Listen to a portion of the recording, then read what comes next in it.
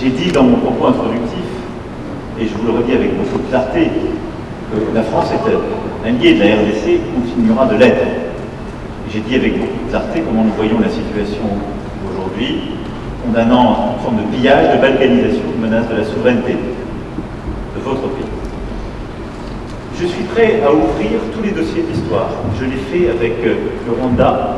Si c'est le souhait du président Tshisekedi, je suis totalement favorable à ce qu'il y ait une commission d'historiens qui puisse assigner les responsabilités aux uns et aux autres. Vous avez rappelé une page sombre de l'histoire de la région. La France a assumé d'ouvrir tous ses livres et de la faire écrire par des historiens de manière totalement indépendante. Je pense que vous avez fait un raccourci qui, lui, n'a rien d'historique ni de juste entre le rôle qu'a pu jouer la France et la situation dramatique que j'évoquais, la guerre, la deuxième guerre, avec les millions de morts dans votre pays, dont je rappelais la gravité. Donc je récuse le raccourci que vous avez fait et la responsabilité qu'on pourrait assigner à la France, parce que je suis pour la vérité, mais toute la vérité, je ne suis pas pour prendre tous les fardeaux. J'essaie de prendre les miens, c'est déjà bien.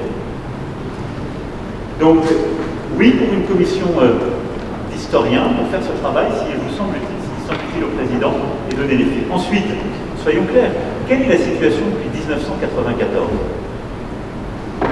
Plusieurs pays de la sous-région, il n'y en a pas qu'un, plusieurs, sont rentrés dans votre pays, et plusieurs groupes rebelles y ont prospéré, captant d'ailleurs beaucoup de richesses minières économiques qui devraient revenir à votre pays. Et depuis 1994, ce n'est pas la faute de la France, pardon de le dire dans des termes aussi crus, vous n'avez pas été capable de restaurer la souveraineté, ni militaire, ni sécuritaire, ni administrative de votre pays. C'est aussi une réalité. Il ne faut pas chercher des coupables à l'extérieur de cette affaire. Et donc, on en est dans cette situation qui a conduit à des drames absolus, à cette deuxième guerre, à des millions de morts, qu'on ne doit pas oublier, à la nécessité aussi, ce qui est une responsabilité qui doit se faire ici, c'est pas la France qui doit le faire, de mettre en place une vraie justice, une justice transitionnelle qui est la clé pour que celles et ceux qui parfois ont tué soient jugés. Et parfois ils évoluent encore, ils sont là, ils sont encore avec des responsabilités. Comment voulez-vous qu'il y ait une paix durable et de la confiance dans un pays quand la justice n'est pas passée? Ne demandez pas, n'accusez pas la France pour quelque chose qui dépend de vous là. C'est une réalité aussi. Mais très clairement, sur cette situation depuis 30 ans, a pris un tour inacceptable. Voilà. Oui pour faire la vérité sur l'histoire, non pour prendre tous les fardeaux, et si on est clair, soyons clairs jusqu'au bout et assignons toutes les responsabilités, y compris les responsabilités congolaises, y compris les responsabilités de la sous-région. Bâtissez une armée solide, construisez la sécurité et le retour de l'État partout sur le territoire, faites passer la justice transitionnelle pour que vous n'ayez pas des coupables et des criminels de guerre encore en responsabilité ou sur le terrain, soyez intraitables avec tous les voisins de la région quand ils viennent vous piller, et nous serons à vos côtés. Pas être plus clair sur ce sujet. La clé dans la durée, on l'évoquait avec le président, c'est très clairement d'avoir la capacité de tenir tout le territoire et un discours de vérité avec toute la sous-région, parce qu'on ne peut pas rester sur un modèle économique qui consiste à ce que des ressources soient prises ici pour permettre en quelque sorte la stabilité économique de votre pays. À ça s'ajoute un devoir aussi qui est de répondre à la menace terroriste, je l'évoquais tout à l'heure rapidement. Les ADF sont des groupes qui n'ont pas de proxy régionaux. Ce sont des groupes terroristes sur votre sol qui menacent la stabilité et qui peuvent s'étendre, on l'a vu dans d'autres régions africaines, avec des conséquences terribles. Et ces mouvements terroristes islamistes, il faut aussi les combattre, c'est une question de sécurité nationale. Ensuite, pour ce qui est du M23 et des sanctions, j'ai toujours été très clair, et la France a constamment condamné le M23 et tout ce qu'il suit. Et je suis ici pour que chacun prenne ses responsabilités, y compris le Rwanda. Aujourd'hui, la région assume ses responsabilités en mettant un plan de désescalade sur la table. Il est à ses premiers pas. D'abord, il marque une convergence entre des mécanismes qui étaient séparés jusqu'alors. Ensuite, il commence à fonctionner, en tout cas je le regarde avec beaucoup d'estime, d'amitié, si je puis dire, et de soutien. Et nous sommes d'accord, y compris avec le président Tshisekedi, pour appliquer ce plan et donner une chance à la paix. Donc nous avons une opportunité de résoudre, je l'espère, la question du M23. Nous avons aussi l'opportunité de traiter ce faisant, si ce plan avec son chronogramme sont appliqués, enfin la question des FDL. Donc je vais être très clair, ce n'est pas aujourd'hui qu'on doit tout bousculer. Aujourd'hui, il faut donner une chance à ce ce plan, à la médiation angolaise, à l'engagement des uns et des autres résultats. Mais je serai tout aussi clair. Ceux qui feront d'obstacle à ce plan, et on le verra sur le terrain, puisque dans le cadre de la médiation, il y a un mécanisme de vérification sous pilotage angolais, qui pourra dire qui respecte, qui ne le respecte pas, avec des observateurs indépendants.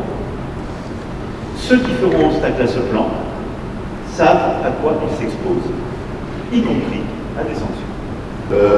Les annonces du président français, bien évidemment, sont satisfaisantes, mais c'est encore sur le plan théorique. Il faut attendre de voir. Nous remercions la France et l'Europe pour ce soutien combien important à apporter aux déplacés de guerre, à nos compatriotes déplacés de guerre. Et là, je dois préciser que j'avais fait une proposition pour accompagner cette aide à ces déplacés, que j'ai faite tout à l'heure au président Macron, c'est celle d'apporter plutôt une aide au retour, et non pas une aide à demeurer dans les conditions infrahumaines que ces déplacés de guerre vivent en ce moment. L'aide au retour aura l'avantage à la fois de ramener évidemment ces déplacés dans leur lieu de résidence habituelle, mais aussi de mettre la pression sur le processus de paix, l'exécution du processus de paix, c'est-à-dire cessez-le-feu et retrait, au moment où les populations font un mouvement vers leur localité d'origine, les terroristes du M23 devront quitter ces lieux. Et enfin, chose importante, ça donnera la possibilité, cette fois-ci à la Commission électorale nationale indépendante, de déployer ces machines et d'ouvrir ces bureaux pour enregistrer les électeurs. Parce qu'en ce moment, je vous le rappelle, nous sommes déjà en phase du processus électoral. Les électeurs sont en train d'être enrôlés. C'est déjà fait dans la partie ouest du pays. Actuellement, nous sommes dans la partie centre et la partie est. Le seul problème reste au niveau des zones de troubles où nous avons besoin que l'ordre revienne ainsi que la stabilité afin de pouvoir continuer avec le processus électoral. Sinon, nous risquons d'avoir un retard considérable qui impactera sur la date prévue par le calendrier. Pour le reste, c'est comme je l'ai dit, je demande à voir, surtout au niveau des sanctions, parce que je reste dubitatif quant à la bonne foi de ceux qui nous ont agressés. Il n'y avait aucune raison, je le rappelle, qui justifiait cette agression, si ce n'est que des raisons économiques, mais propres au Rwanda, instigateur de cette agression. Maintenant, la question est de savoir est-ce que le Rwanda peut se passer de ce pillage systématique de la République démocratique du Congo qui date maintenant d'une vingtaine d'années. Et si c'est le cas, ça se vérifiera à travers ce processus.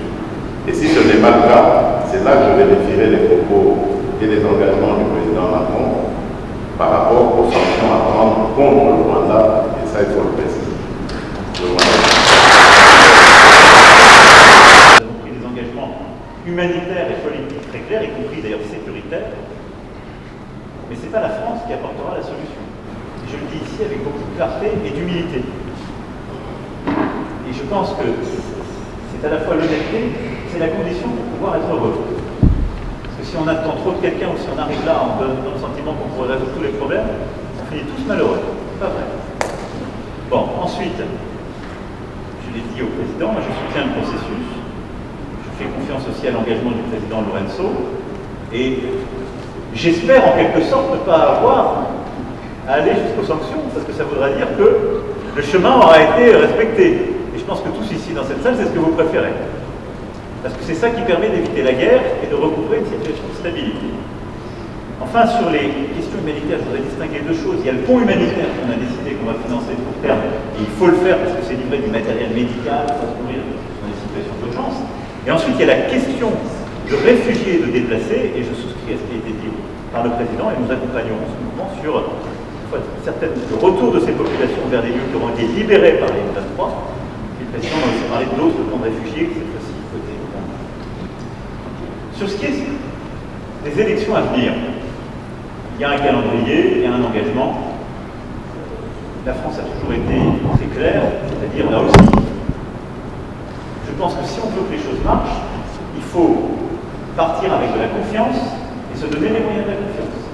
Et donc qu'il y ait un processus loyal, qu'il y ait une commission nationale indépendante qui suive le processus, avec des personnalités incontestables d'un point de vue politique et neutre, et qu'il y ait des systèmes d'enregistrement et d'organisation du vote qui soient aux meilleurs standards, et qu'il y ait des observateurs régionaux, internationaux, déployés partout, avec peut-être d'ailleurs une association des communautés religieuses pour que de manière très locale il puisse y avoir des observations dans chaque bureau de vote, et qu'il y ait un processus de confiance qui soit mis en place.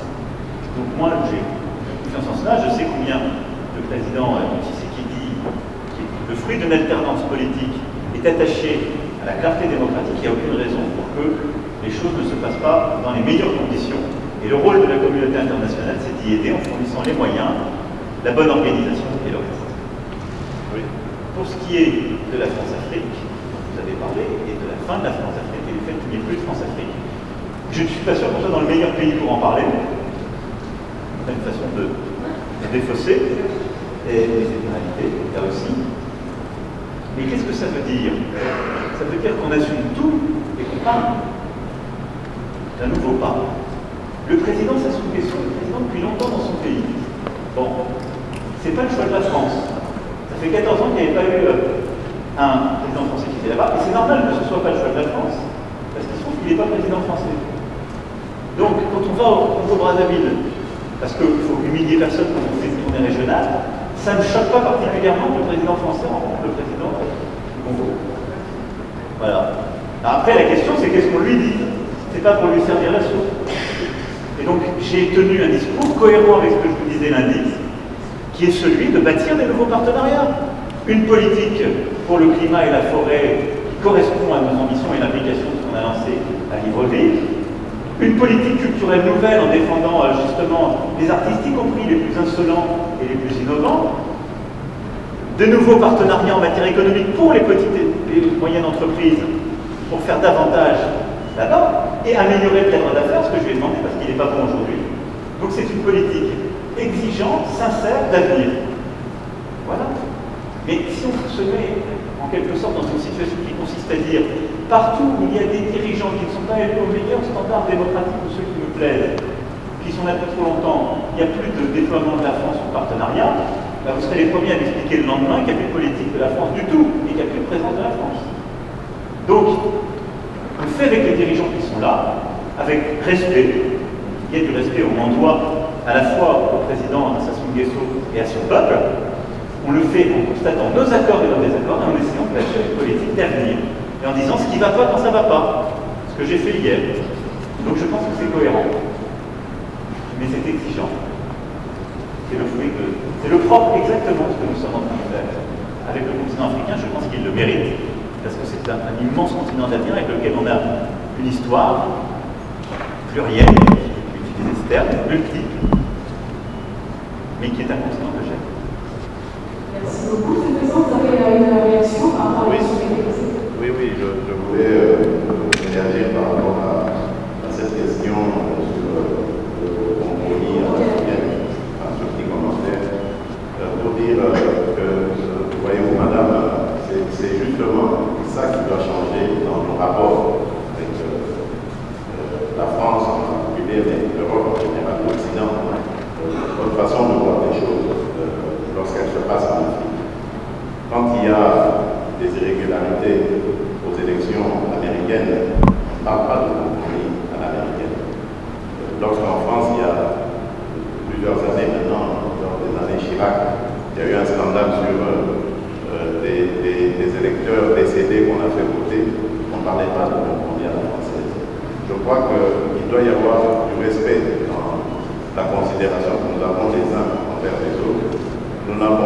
aucunement l'intention de galvauder l'opinion de nos électeurs.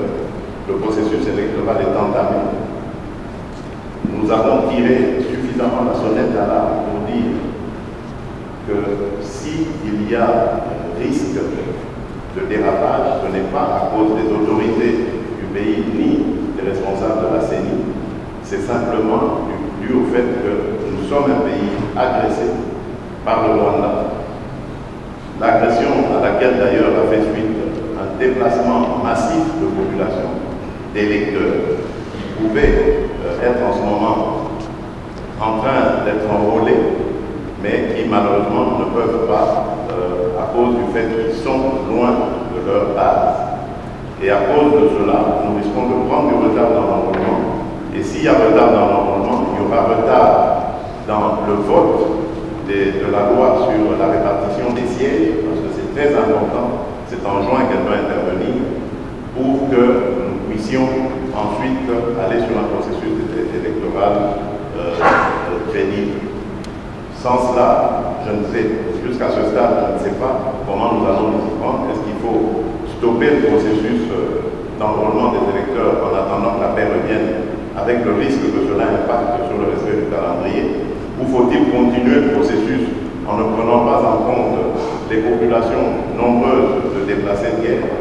C'est ça qui peut poser problème. Et si demain, nous allons aux élections dans des conditions difficiles, vous parlerez de compromis à l'africaine, alors qu'aujourd'hui, ces mêmes Africains sont en train d'attirer votre attention sur cette ignoble et injuste agression due au fait du Rwanda et demandons même des sanctions.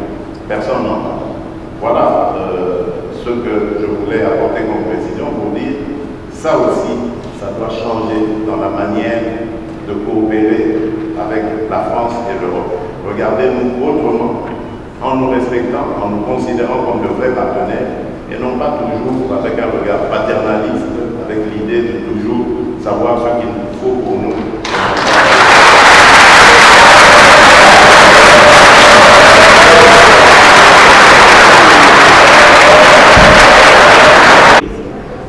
Je voudrais apporter un commentaire au commentaire. Je m'explique. D'abord, je pense que c'est très bien parce qu'on lève beaucoup de malentendus à travers ce jeu de ping-pong. D'abord, je veux que vous sachiez que quand il y a des problèmes électoraux aux États-Unis d'Amérique ou en France, la presse française en parle. Elle les dénonce, elle l'explique, elle s'en saisit, et elle en parle de manière aussi intraitable qu'elle le fait quand elle parle de vous. Donc il n'y a pas de double standard. Ce qui serait inquiétant, c'est si la presse française n'en parlait pas pour vous, mais elle en parle aussi pour nous. Mais pas de compromis. Non, mais elle parle de tout, elle parle de malversation quand il y en a. Elle parle beaucoup plus, elle va beaucoup plus loin, il n'y a pas de sujet. Elle essaie de dire la vérité, c'est le travail d'une presse indépendante. Et donc, il ne faut pas être choqué que la presse, quand elle a écho, quand elle entend des oppositions qui disent qu'il y a des problèmes, vous pose la question. Ce serait un double standard si elle disait on est en Afrique, on ne pose même pas la question, c'est pas un sujet. Non, elle pose la question, mais elle le fait aussi chez nous. Chez nous. Et il se trouve que chez nous, quand il y a des malversations politiques, je ne voudrais pas que des malentendus s'installent, y compris quand on fait référence au président Chirac, ben, il y a des procès qui sont faits. Et les gens sont condamnés. Parce qu'il y a une justice indépendante. Donc il y a une presse indépendante et une justice indépendante. Ça crée une démocratie qui est parfois vibrante. Alors je ne dis pas que c'est... on se fait attaquer, mais c'est très bien. Ça permet des alternances démocratiques et ça permet de bâtir par cette maïotique une vérité. Ça, c'est la première chose. Ne croyez pas qu'il y a un double standard, ça n'est pas vrai. Ne croyez pas que ce soit de l'irrespect, ça n'est pas vrai, parce que les journalistes français, européens, américains posent les mêmes questions à leurs dirigeants chez eux. La deuxième chose, et ça me permet d'insister, parce que le président a parlé de la France en répondant à la question. Quand un ou une journaliste française pose une question, ça n'est pas le gouvernement de la France. Et c'est bien comme ça. Mais il ne faut pas tout dire. Parce que, non, mais c'est pas une position de la France. Je faisais allusion. Parce qu'il n'y a plus, il y en a eu. Je faisais allusion au propos de Le Drian. Lui, il est officiel. Oui, mais le compromis à l'influence, c'est Le Drian, c'est pas la journaliste. C'est exact. Cette formule, président, on sait d'où elle est sortie et on sait le contexte électoral. Non, mais on sait le contexte électoral. Et il n'y avait pas de caractère l'air de mépris dans la formule de Jean-Yves Le Drian. À Nairobi, d'ailleurs, grâce à toi, on a pu s'expliquer à eux. Et la France a beaucoup œuvré, vous le savez ô combien, pour qu'il y ait alors une alternance, qui n'aurait pas été à ce moment-là un mécanisme spontané. Je ferme cette parenthèse, mais je voulais faire cette précision. Pardon. Merci, très bel échange. Alors, on va réduire la phase de réponse, il nous reste deux. Alors, messieurs les journalistes, vous me posez votre question, si elle n'a pas encore été posée, ou si... Je ne pense pas. D'abord, lorsque la République démocratique du Congo a décidé d'adhérer à l'EAC, ce n'était pas pour des problèmes sécuritaires. Au contraire, c'était pour des problèmes davantage douaniers. Je vous rappelle ici que la majeure partie de nos compatriotes vivant à l'Est, les opérateurs économiques, j'entends, et même bien d'autres dans d'autres secteurs, travaillent souvent avec les pays d'Afrique de l'Est. Et lorsqu'il y a importation de denrées de tout genre, c'est par les ports de Mombasa et de Dar es Salaam principalement que cela vient. Et donc, nos opérateurs économiques n'étaient pas dans les mêmes conditions de concurrence que leurs homologues des pays voisins. Et ça avait un impact négatif pour notre économie, parce qu'ils étaient obligés à ce moment-là de migrer vers ces pays, de vivre là-bas, et donc de faire gagner plus de ressources à ces pays-là qu'à la République démocratique du Congo. Donc ça, ce n'est que pour l'aspect économique. Il y en a bien d'autres qui ont milité à ce que nous prenions la décision d'adhérer à cette communauté. Et puis, vu la taille de la République démocratique du Congo qui se situe au centre de l'Afrique, ça aurait été une opportunité formidable, surtout en ce qui concerne aujourd'hui la zone de libre-échange continentale, l'intégration de l'Afrique. Ça aurait été une opportunité formidable d'adhérer, et ça l'est une opportunité formidable parce que ça nous permet d'être au cœur de tous ces échanges entre l'océan Indien et l'océan Pacifique.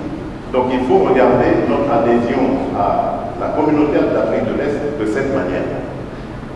Malheureusement, entre-temps, par accident ou par velléité hégémoniste ou de pillage de nos ressources, le Rwanda fait la guerre.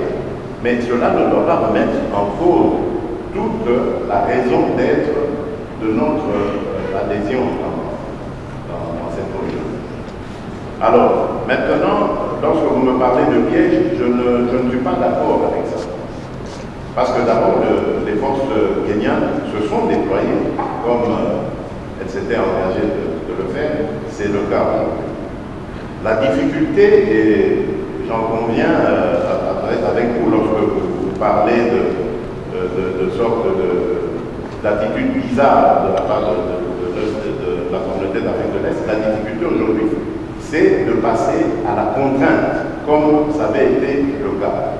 Mais vous savez, la contrainte, c'est la guerre.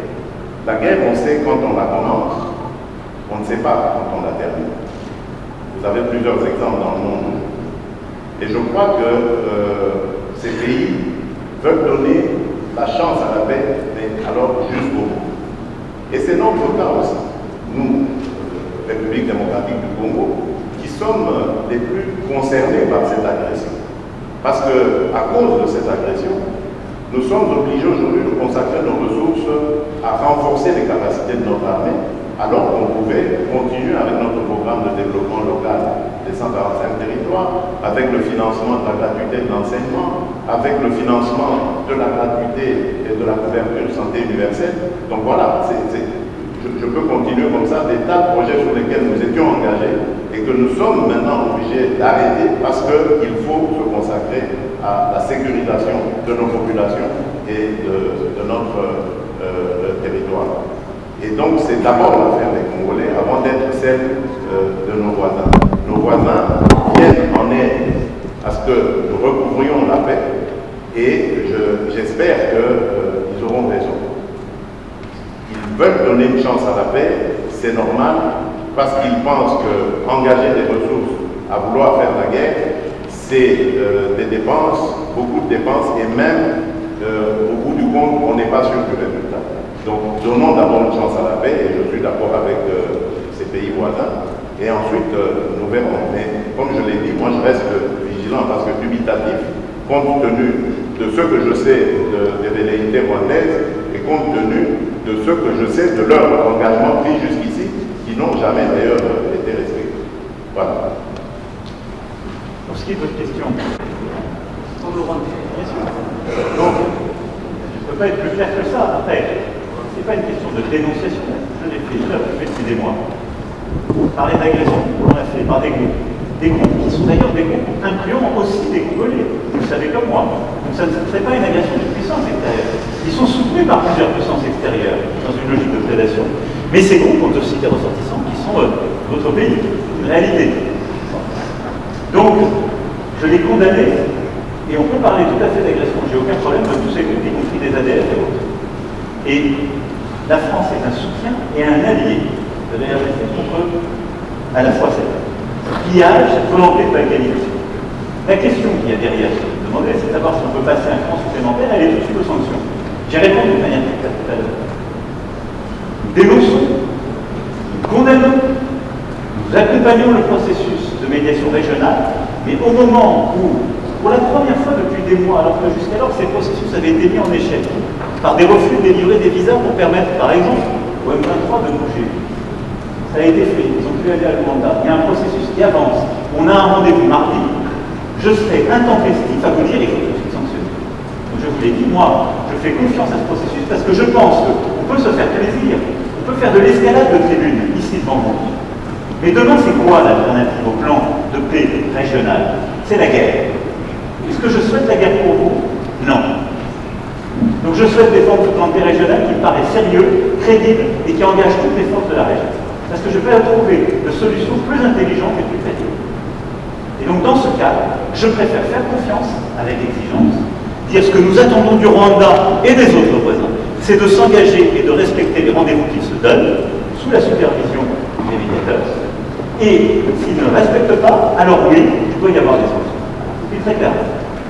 Mais au bon moment et en fonction du processus qui a été décidé par votre président et ses homologues à Addis Abeba et qui est sous cette médiation. Alors la dernière question est de l'amiral Christelle. J'ai fait partie de mon engagement présidentiel et je ne vais pas, depuis ici, compte tenu des sujets qu'on est en train d'évoquer, de la lourdeur de l'actualité, de l'importance stratégique de cette tournée en Afrique, faire de nouveaux commentaires sur les commentaires. Je n'ai pas grand-chose de neuf.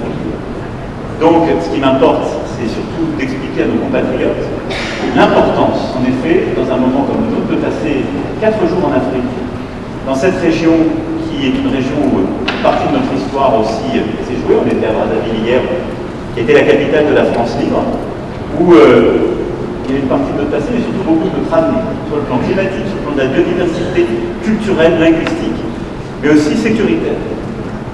Et donc, je pense que c'est important, dans la République française, que les ministres compétents puissent se déployer, y compris dans ces moments-là, pour porter la voix de la France, agir. Et tout n'est pas suspendu à une seule chose, tout ne doit pas l'être. Et donc, nous continuons à avancer, mais vous avez compris que je ne ferai pas davantage de commentaires sur la vie politique française ici, depuis Kinshasa, à la fois parce que j'ai pas grand-chose à dire, et ensuite par respect pour nos amis, compte tenu de ce qu'ils sont en train de vivre. Et je voulais simplement vous dire qu'on est ensemble. Toza Elongo, Tuko Pamoja, Fuji Pamwa, Betukele Kimbuka.